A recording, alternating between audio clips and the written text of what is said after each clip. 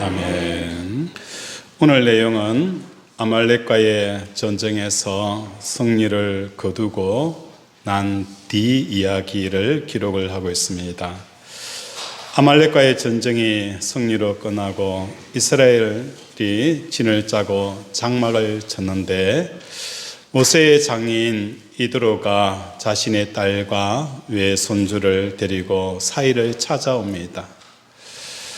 찾아왔을 때 모세는 이드로에게 우리 하나님 여호와께서 우리 이스라엘 백성을 놀라운 기적을 통하여 출애굽시켰고 또 여러 가지를 통하여서 우리를 인도하였다라고 간증을 하니 장인 이드로가 여호와 하나님은 진정 신이시다, 모든 신보다 크시다라고 하나님께 영광을 돌리게 되어집니다. 그런데 그 다음날 아침에 장인 이드로가 가만히 보니 기가 막힌 일들이 일어나는 거예요.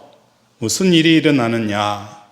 모세는 장막에 앉아 있는데 많은 사람들이 줄을 서서 모세의 판결을 기다리고 있었다는 거예요.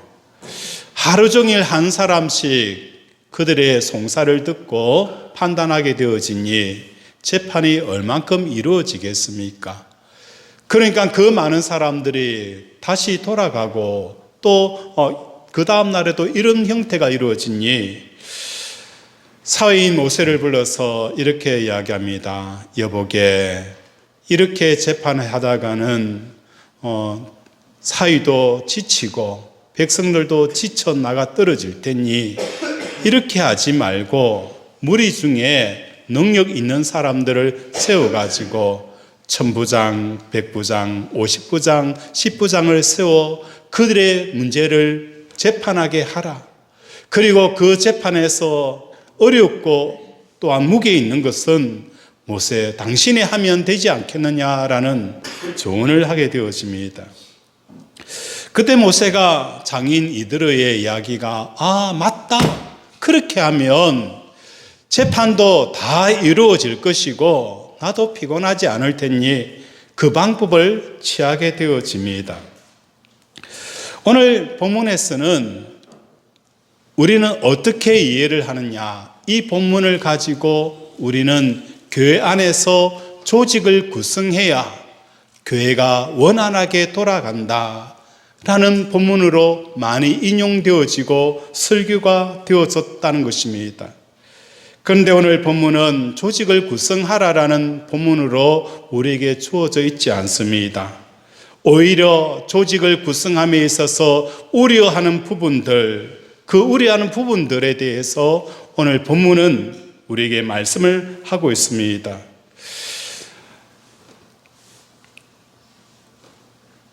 왜 이것이 우려스러운지를 우리는 살펴보도록 하겠습니다. 신명기 1장에 보면은 주로 모세의 설교로 이루어져 있습니다. 그 내용 안에서는 모세가 이스라엘 백성들이 어떻게 살아왔는가에 대한 기록을 담고 있죠. 그래서 1장에 보면은 어떤 내용이 이루어져 있느냐 하면 가데스 바니아 정탐 사건 이후에 하나님의 진노를 사서 40년 광야 생활을 다 하게 되어지는 거예요. 그리고 이제는 그 40년이라는 그 광야 뺑뺑이를 돌고 나서 요단을 건너 가나안 정복하기 위해서 요단 동쪽을 점령하게 되어지는 거예요. 이제 여호수아에게 다시 이 전쟁을 시작하면서 그 과거를 회고하고 있는 내용이 세 가지로 나눠져 있다는 거예요. 그래서 모세의 이 설교는 단순한 설교가 아니에요. 왜 이스라엘 백성들이 1차 시도 때에 가나안 땅에 들어가지 못하고 광야 40년을 돌게 되어지는 그 근원적인 이유를 신명기 1장에서 기록을 하고 있다는 거예요.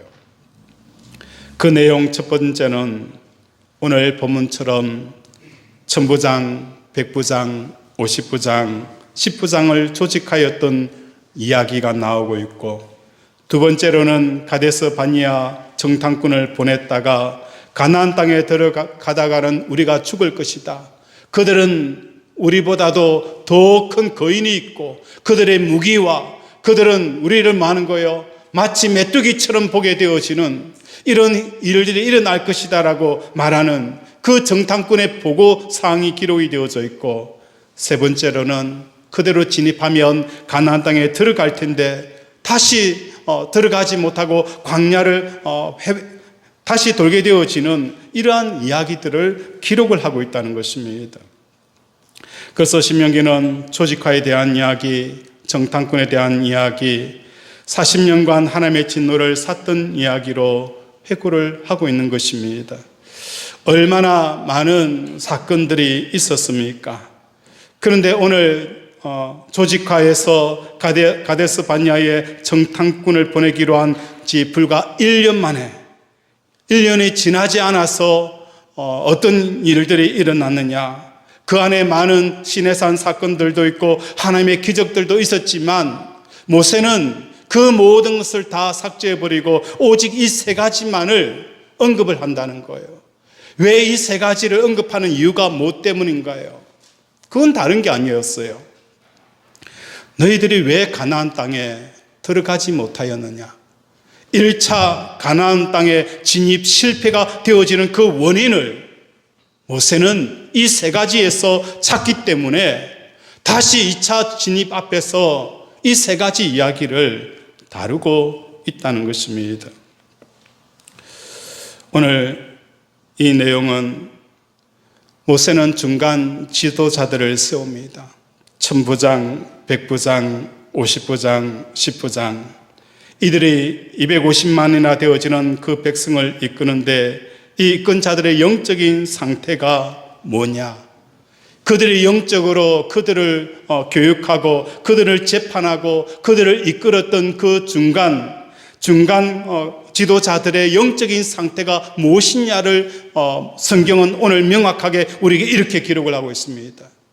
영적인 상태는 다른 것이 아니라 정탐꾼들이 그 가나안 땅을 점탐하고 나서 내린 그 결론이 너희의 영적인 상태다라는 것을 성경은 말씀을 하는 거예요. 그들의 영적인 상태는 무엇이었습니까? 가나안 땅에 있는 그 거대한 아낙 자손들을 보면서 불평하고 원망을 합니다. 모세와 여호수아는 하나님께서 주시는 그 땅이니 우리가 얼마든지 그 땅을 점령할 수 있다라고 외쳤지만 10명의 정탐꾼들은 그렇지 않았습니다. 우리는 그 가나안 땅을 점령할 수가 없어. 그들은 우리보다 더 강하기 때문에 우리는 우리의 아내와 우리의 자식들은 끌려갈 것이고 죽임을 당할 것이다. 하나님께서 왜 우리를 이곳에 불러오셨느냐? 하나님을 불평하고 원망하는 이것이 그들의 영적인 상태를 대변하고 있다는 것입니다. 불평과 원망은 심지어 모세를 쳐서 돌로 치어 죽이려고 하는 이러한 모든 여론몰이를 하였던 사람들이 누구였느냐 하면 바로 천부장과 백부장과 50부장, 10부장들의 그 삶들이었다는 것입니다. 모세가 하나님의 법도를 따라서 너희가 재판하고 이익을 쫓아서 판단하지 말라라고 당부하였음에도 불구하고 그들은 달라지지가 않았다는 것입니다. 그러므로 조직화의 문제가 무엇이 문제가 되어지느냐? 모세를 필두하여서 다단계로 하나님의 뜻이 모세에게 전달되듯이 개인에게 전달되도록 하는 것이 중간 단계에 있는 사람들의 그 역할이라는 거예요. 모세는 하나님의 뜻이 그에게 전달되어져서 그대로 그 백성들에게 전달이 되어졌지만 중간 단계에 세워졌던 그 중간 지도자들은 하나님의 뜻이 그대로 전달이 되어지지가 않았다는 것입니다. 그래서 그들의 현실의 문제 앞에 가나안의 그 거대한 거인들을 바라보면서 그들은 불평하고 원망하는 이러한 결과를 가져왔다라고 오늘 성경은 우리에게 말씀을 하는 것입니다. 모세의 삶을 돌아보면 어떤 삶입니까? 그가 광야에서 하나님을 만났을 때에도 하나님께서는 모세에게 뭘 말씀하신 거예요? 불꽃 떨기 가운데서도 모세야 모세야 내 발에 신을 벗어라. 이 신이라는 것은 자기의 행적이라는 거예요. 자기의 그런 자기의 캐리어를 쌓는 이 모든 행위들이 바로 신이었어요. 그래서 하나님을 일을 할 때에 너의 계획과 너의 생각과 너의 경험을 내려놓아라. 오직 하나님께서 일을 하실 수 있도록 너의 발에 신을 벗어라. 이게 처음 모세를 만난 하나님께서 주시는 그 말씀이었어요. 모세의 영성은 바로 여기서부터 시작이 되어졌어요. 홍해를 만났을 때에도 하나님께서 모세에게 뭘 말씀하신 거예요? 이스라엘 백성들이 그 앞에서 홍해가 흐르고 뒤에 애국 군대가 쫓아올 때에 그들은 두려워하고 염려하였어요. 그런데 하나님께서 모세를 향하여서 주시는 말씀은 너희는 가만히 서서 하나님께서 어떻게 하시는가를 보라라고 말씀하셨어요. 하나님께서 어떻게 하시는지 너희는 가만히 서서 보라라고 말씀을 하셨어요. 아말렉과의 전쟁에서도 마찬가지예요.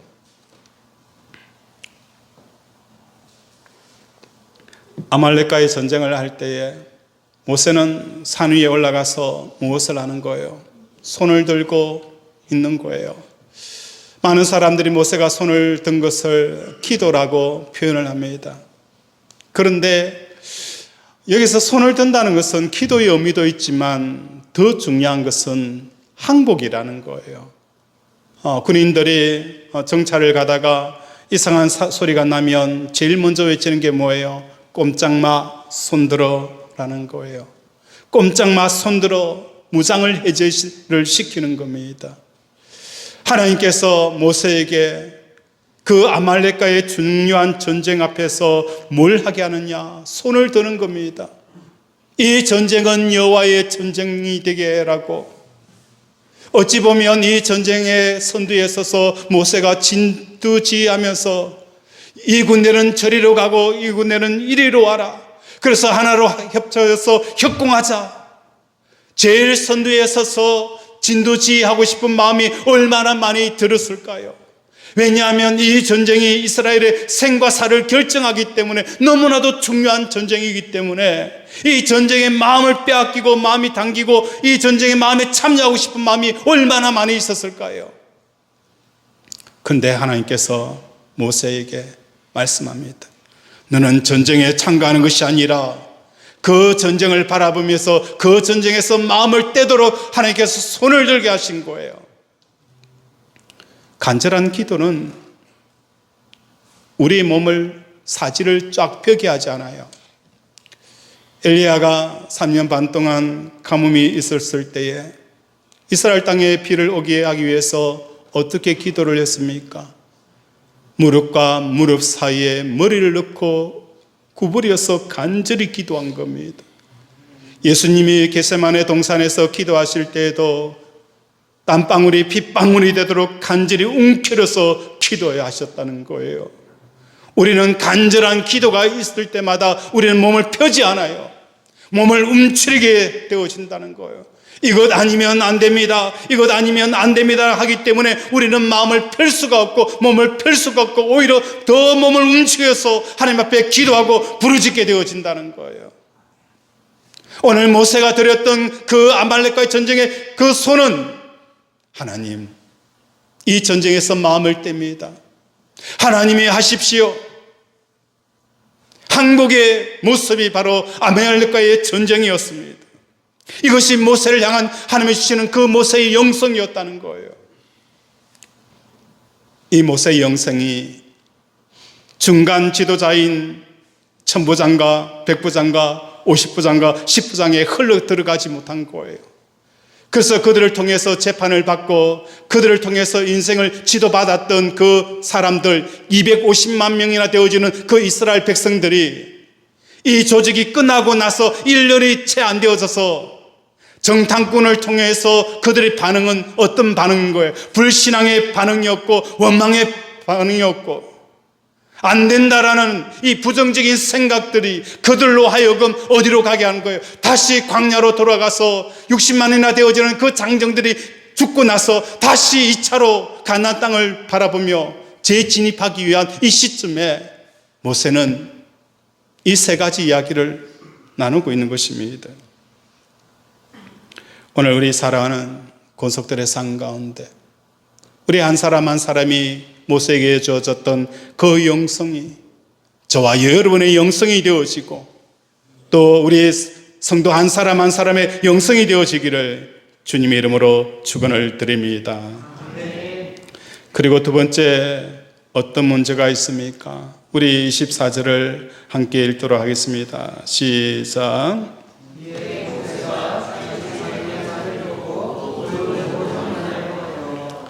24절에 보면 이에 모세가 자기 장인의 말을 듣고 그 모든 말대로 뭐 하였다는 거예요?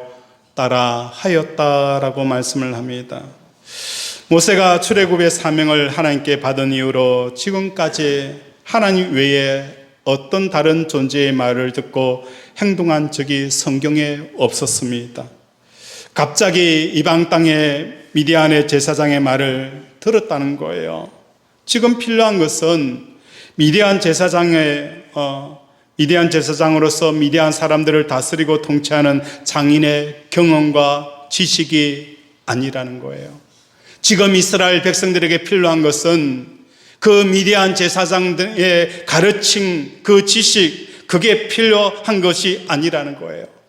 왜냐하면 어차피 광야에서 이스라엘 250만 명이나 되어지는 그 사람들이 생존할 수 있는 것은 이 지구상에 있는 그 누구의 경험도, 그 누구의 지식도, 그 누구의 능력도 미치지 못하는 초월한 능력과 초월한 지혜와 권세가 있어야만 250만 명이나 되어지는 그 사람들이 인생 광야에서 살아갈 수가 있기 때문이라는 거예요. 오늘 저와 여러분 인생도 마찬가지입니다. 여러분의 인생 광야를 살게 하는 것은 누구의 지식도 누구의 능력도 그것으로 될 수가 없다는 거예요. 하나님의 그 지식과 하나님의 능력으로 말미암아 여러분의 인생 광야를 살아갈 수 있기 때문에 하나님의 말씀에 듣고 순종하는 저와 여러분이 되어지기를 바랍니다. 이 모세의 상태가 과연 올바른 것이었을까요? 매일 250만 명이나 되어지는 그 사람들 하루하루 재판을 하게 되어집니다. 그럴 때 우리는 이 제사장의 이야기처럼 안쓰러운 거예요. 왜 저렇게 할까? 천부장을 세우고 백부장을 세우고 50부장을 세우고 10부장을 세워서 그 재판을 원활하게 하면 되지. 왜 그렇게 어리석게 일을 진행하느냐? 라고 생각할 수가 있을 것입니다. 모세는 다른 것 할 필요가 없었어요. 자기가 할 수 있는 그 재판만 하면 되는 것입니다. 자기가 할 수 있는 재판만 하면 되는 거예요. 힘 닿는 데까지만 하면 된다는 거예요. 그리고 250만 명이나 되어지는 그 사람 한 사람의 그 문제에 대해서 모세는 무엇을 해야 되는 거예요? 그 문제에 대해서 죽는 그 삶만 살아가면 된다는 것입니다. 아말렉과의 전쟁에서도 하나님께서 가르쳐 주지 않았습니까? 민족이 전쟁하고 있을 때에 몸을 웅크리지 마라. 몸을 웅크려서 간절하게 전쟁에서 이겨야 된다는 그 마음을 내려놓아라. 오히려 마음을 쫙 펴고 하나님 앞에 항복하는 이 삶을 살라라고 하나님께서 모세에게 말씀을 하셨다는 것입니다. 모세는 깨닫게 되어집니다. 이들의 말을 받아들여서 조직화의 과정을 행하게 되어지는데 이것이 이스라엘의 큰 오류로 신명기를 해석할 때에 40년 광야에서 하나님의 진노를 받아 60만 명이나 되어지는 그 사람들이 죽은 그 발단의 원인은 바로 여기에 있다라고 신명기 1장에서 우리에게 말씀을 하고 있는 것입니다. 그리고 이것이 왜 잘못되어졌는지 우리가 알 수 있는 그 근거는 솔로몬과 비교해 보면 알게 되어져요. 솔로몬이 20세 약간의 왕이 되어졌습니다. 기브온 산당에 1,000번제를 드린 후에 하나님께서 나타나셔서 뭘 해주면 좋겠느냐라고 물었을 때에 열왕기상 3장 7절에 보면 그들은 큰 백성이라 수요가 많아서 셀 수도 없고 기록할 수도 없사오니 누가 주의 이 많은 백성을 재판할 수 있으리오리까. 듣는 마음을 종에게 주사 주의 백성을 재판하여 선악을 분별하게 하소서. 솔로몬은 이스라엘 백성들의 그 많은 사람들이 있었지만 솔로몬은 어떻게 하는 거예요? 하나님에게 주시는 그 재판과 하나님의 주시는 마음으로 그 주어져 있는 시간 안에서 재판을 하는 이러한 모습을 보게 되어진다는 거예요. 그래서 모세도 똑같이 하게 하면 된다는 것입니다.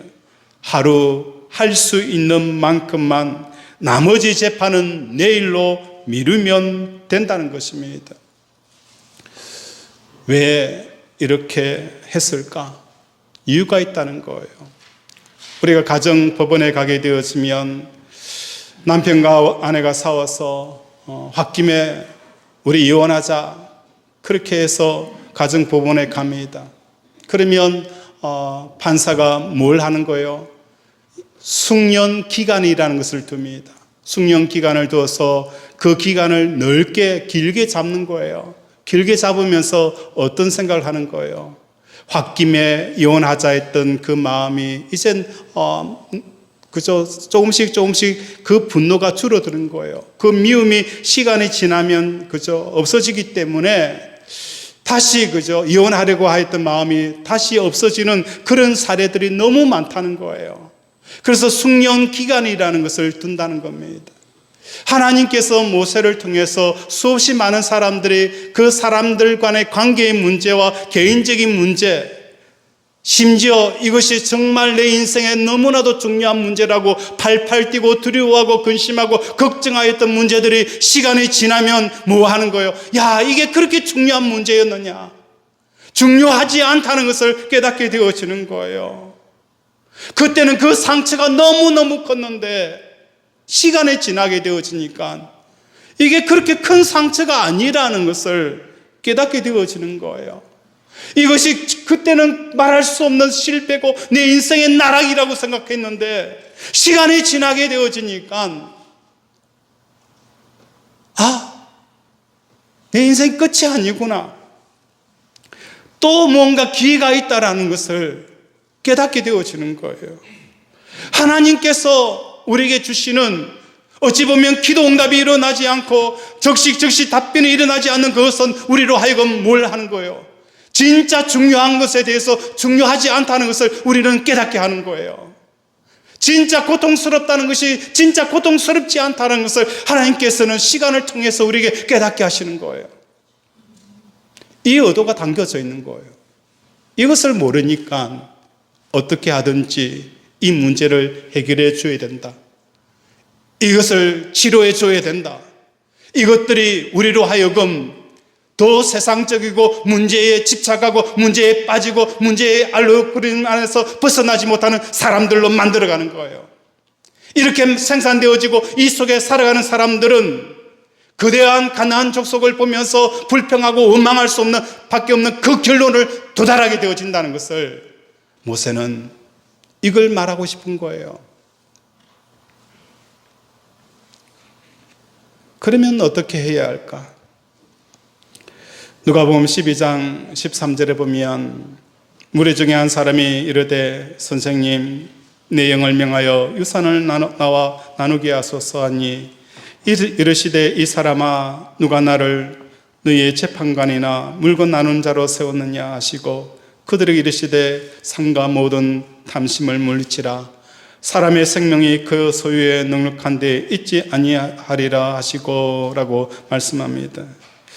예수님께서는 사람들의 삶에서 얼마든지 일어날 수 있는 당연한 문제인 재산 나누는 일을 재판하기를 거부하셨다는 것입니다. 왜 예수님이 나눌 줄 몰라서, 공정하게 그 재산을 나눌 줄 몰라서 거부하셨을까요? 많은 이스라엘 백성들이 광야 생활에서 자신의 문제와 또한 이웃 간의 그 문제들을 가지고 이것이 정말 중요한 문제입니다, 이것이 정말 긴급한 문제입니다라고 그 모세에게 가져왔을 때에 모세의 영적인 눈은 무엇을 보아야 되는 거예요? 예수님께서 왜 형제의 그 재산 나누는 것에 대해서 거부하셨는지, 그 영적인 눈이 모세에게도 필요하였다는 것입니다.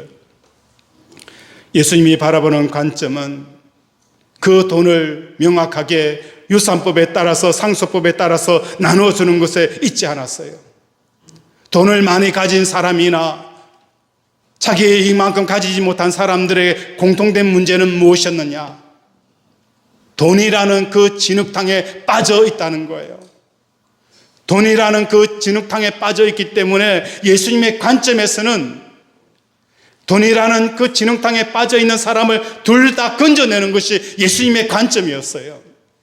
세상의 법적인 관점은 이것을 똑같이 나누고 법대로 나누도록 하는 것이 세상의 관점이에요. 그러나 여전히 똑같이 나누어 준다 할지라도 그들은 돈이 최고라는 것, 돈이라는 그 진흙탕에 빠져서 허우적거리고 있는 삶은 변하지 않는다는 거예요. 이 관점을 모세는 바라보지 못한 것입니다.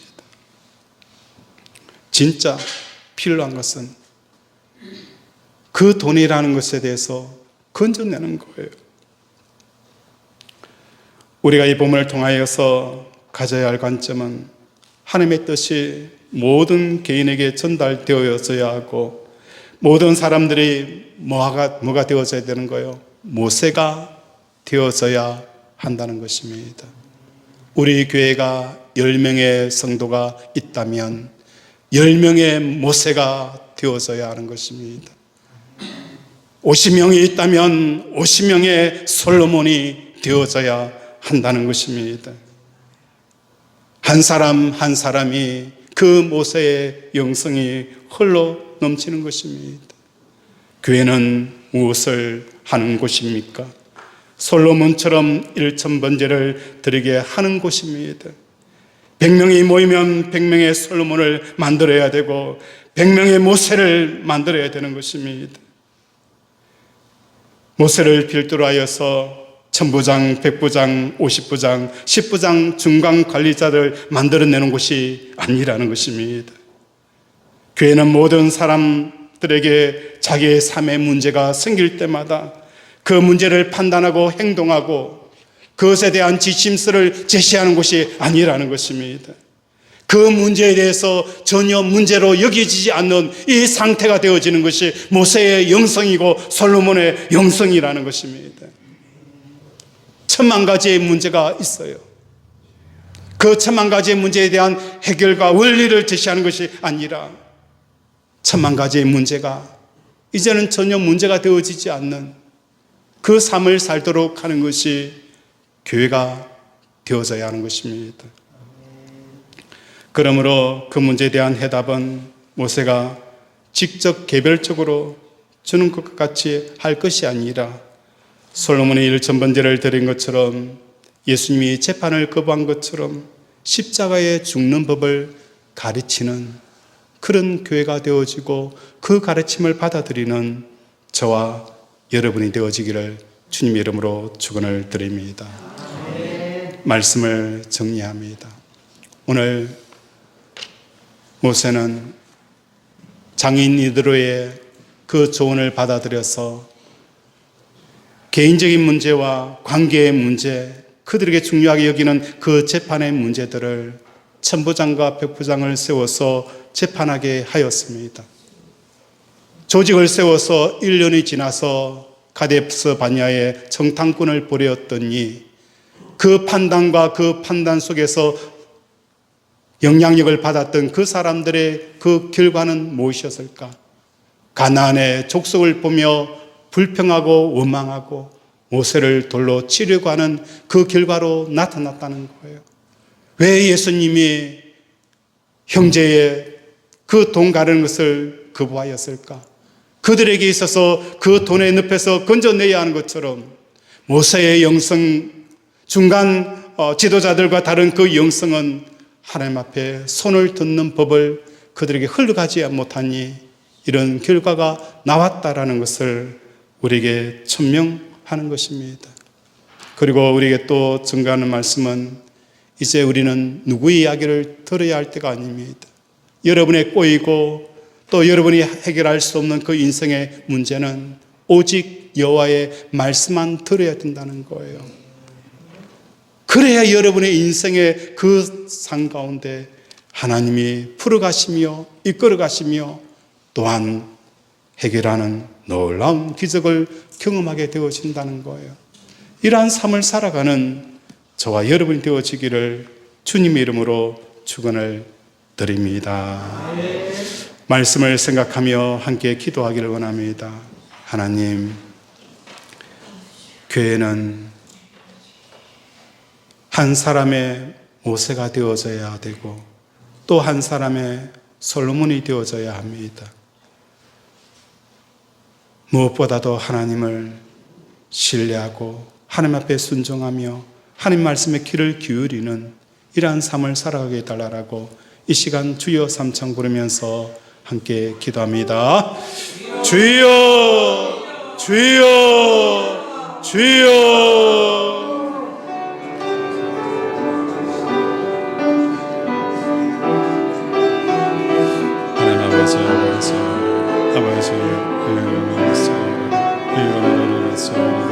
아버지, 오늘도 살아주시옵소서.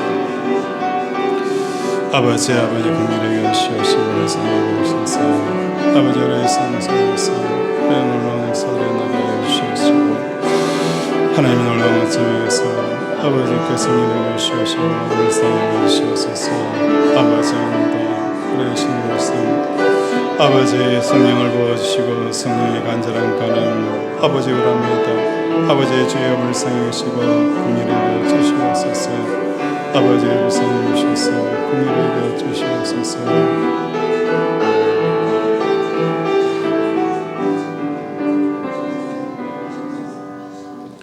하나님 아버지, 오늘도 우리에게 하나님의 말씀을 주셨습니다.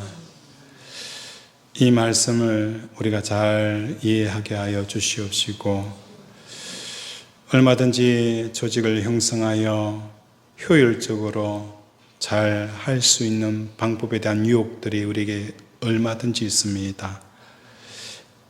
여전히 세상에 매이고 묶여있고 현실에 붙잡혀 있는 그러한 눈들은 가나안의 정탐꾼의 반응이 나올 수밖에 없고 불평과 원망의 여론몰이를 할 수밖에 없음을 깨닫게 되어집니다. 모세의 영성이 우리 권속들의 한 사람 한 사람의 영성이 되어지고 우리 권속 한 사람이 모세가 되어지고 솔로몬이 되어지는 은혜를 내려 주시옵소서. 그래서 아버지, 우리의 인생에 하나님 말씀 외에는 누구의 기도 기울일 수 없고 쉬지 수 않으려고 몸부림치게 하여 주시옵소서. 어차피 우리의 인생은 하나님 외에는 할 수가 없는, 풀 수가 없는 문제이기에 사람의 귀에 기울여 모세처럼 아버지 어려움에 봉착하지 않도록 우리를 이끌어 주시옵소서. 오늘도 믿음으로 우리 아픈 곳에 손을 얹습니다. 하나님, 불쌍히 여겨 주시옵시고 아버지, 아픈 곳에 성령의 기름 부음의 역사가 일어나게 하여 주시옵소서. 예수 십자가의 보혈이 머리부터 발끝까지 적셔지게 하시고 호흡기 질환이 치유되게 하시고 암덩어리가 낫게 하여 주시옵시고 인생의 무거운 짐에 풀려나게 하여 주시옵시고 아버지, 주여 근육과 뼈와 아버지 각종 질병에서 치유되어지고 회복되어지는 역사가 일어나게 하여 주시옵소서. 오늘도 함께 하여 주심을 감사드리오며 예수 이름으로 기도드립니다. 아멘.